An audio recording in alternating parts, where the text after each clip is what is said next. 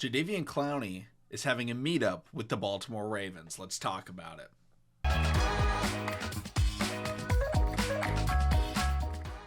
What's going on, everybody? Welcome back to TTB Ravens Media, bringing Ravens content every single day. If you want to see that daily Ravens content, make sure to subscribe down below and hit the notification bell as well if you want to get notified every single time I upload a brand new video. Kind of botched the intro, but that's all right.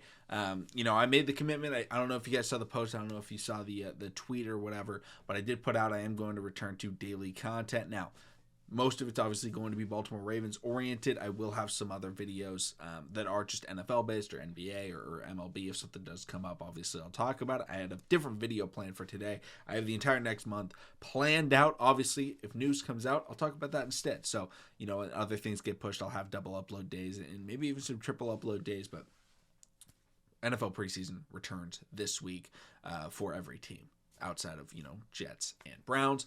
So the pregame and postgame show will happen. That'll be this Saturday. An hour before the game, we'll start the stream, and then we'll start streaming right after the game ends. Analyze and talk with you guys. Have a lot of fun. That's the most fun we have throughout the year is those pregame, postgame streams. So make sure to come through to that. But in this video today, I'm going to be talking about Jadeveon Clowney. It's a yearly video. It feels like a monthly video. But we've talked about Jadeveon Clowney plenty of times on the channel. You guys probably know my overall thoughts on him. I like him. I do like Jadeveon Clowney. But I'll run through it. I think Jeff Zrebiec was the first person to announce that he was meeting with the Baltimore Ravens, so I'll give him the shout out. If it was somebody else, I do apologize. But Jeff was the first person that I saw say something about it. But first off, Jadeveon Clowney, if you don't know, former first overall pick by the Houston Texans, ended up going to Seattle, then Tennessee, then Cleveland. Last couple of years in Cleveland, his first year in 2021, he put up 9 sacks. In 2022, last year, he played in 12 games, started 10, and put up 2 sacks with 1 forced fumble and 1 fumble recovery. It's not very good. Last year he didn't get a lot of sacks, and I think a lot of people, when you look at, okay, this is the former first overall draft pick as an edge rusher, you think they are going to produce with sacks. That's not the player that he is. It's not really the player he ever was. That was the player he was hoped to become, was the freak athlete that can get sacks. That's not what he ended up being. What he ended up being was a very solid run-stopping outside linebacker. And when you think about the Baltimore Ravens, what they like, run-stopping outside linebackers. That's what we turned, some of our best pass rushers into. Look at Matthew Judon, was a run-stuffing outside linebacker, and that's something that we can definitely utilize. We have Odafe Oweh who can stop the run, but getting somebody that is certified, that can do it, I think is an absolute benefit. And when you look at it, when we started up the channel, it was 2020. We were talking about Jadeveon Clowney. He ended up signing to the Titans for about $5.25 million. Oh, I'm sorry. It was It was $12 million in earnings. It was 5.25 in salary. And it was like, okay, maybe we don't want to spend that much. We had talked about that. Okay, yeah, he's good, but we don't want to spend all our money on Jadeveon Clowney. The next year, he ended up going to the Cleveland Browns, and it was like, okay, what do we want to sign him for? And it was like, probably not $10 million or anything like that. And he ended up signing on like a 2-year, $16 million deal, or 1 year. It was 1 year, $8 million contract, then re-signed. We talked about, do we want to go after him last year? He re-signed with him for a $10 million contract. And it was like, okay, we don't want to pay him $10 million. We don't want to pay him $10 million at all. And he's not going to get that $10 million. He got the $10 million from Cleveland because he put up 9 sacks the season before that. And then he just put up 2 sacks and didn't play the entire season. He's going to have to get a 1-year prove-it deal. And that's what the Ravens have paid recently. And the reason I think this meeting happened was because the Ravens went, oh no, Justin Houston's gone.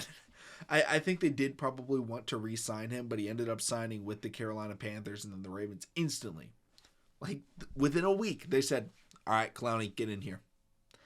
And so they're definitely having that talk. They like what Justin Houston brought. Clowney would not be brought in to be the number 1 pass rusher, to be the number 1 outside linebacker. That is expected to be David Ojabo. We have Tyus Bowser who can cover. Getting another athletic player that can play on goal line, on 3rd and short situations is valuable to this team. A veteran is valuable to this team. And the reasons why they haven't reached out to him earlier is because he hates camp. This is a known thing about Jadeveon Clowney. He hates training camp. He hates off season. He does like he just wants to play. That is something known about him. You know, whether it's a benefit or a negative, it's probably a negative. You know, he doesn't like practice.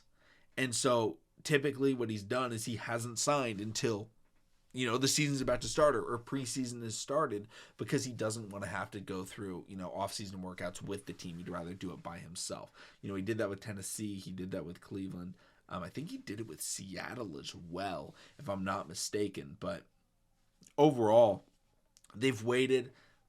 I feel like they do need somebody because we don't know the health of some of the players on that linebacker core. We do have Kyle Van Noy, but Ajabo and Oweh are really the only pass rushers that we have for the outside linebacker position. And Clowney would come in and compete there with Odafe Oweh, you know, and give each other some rest so they can both come in and be the athletic freaks of nature that they are, while still allowing each other to both play well. I think they both complement Ojabo very well, and I think it would be a really good signing for them to go after. If you can get them on a 1 year, $5 million deal, a 1 year, $6 million, but only $3 million guaranteed, or maybe it's a $4 million deal that then has up to $4 more million in bonuses, in, you know, incentives, right? You make the Pro Bowl, you get $1 million. If you get 10 sacks, you get $1 million. If you have, you know, I don't know, if the Ravens end up having, you know, going to the playoffs, you make $500,000, whatever it is, whatever incentivized deal you want to give him. I think that's something he could potentially go for. He's going to want money, but I don't think he's going to, you know, command the type of money that he's been getting recently because of the lackluster season he just had in Cleveland, because they replaced him. They went out and they got themselves Zadarius Smith, former Raven, you know, to play alongside Myles Garrett, which I don't want to have to play against that defensive line. I got to say that right now.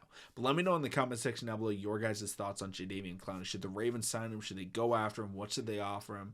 Thank you all so much for watching. Subscribe for daily content. And I'll see all of you again tomorrow.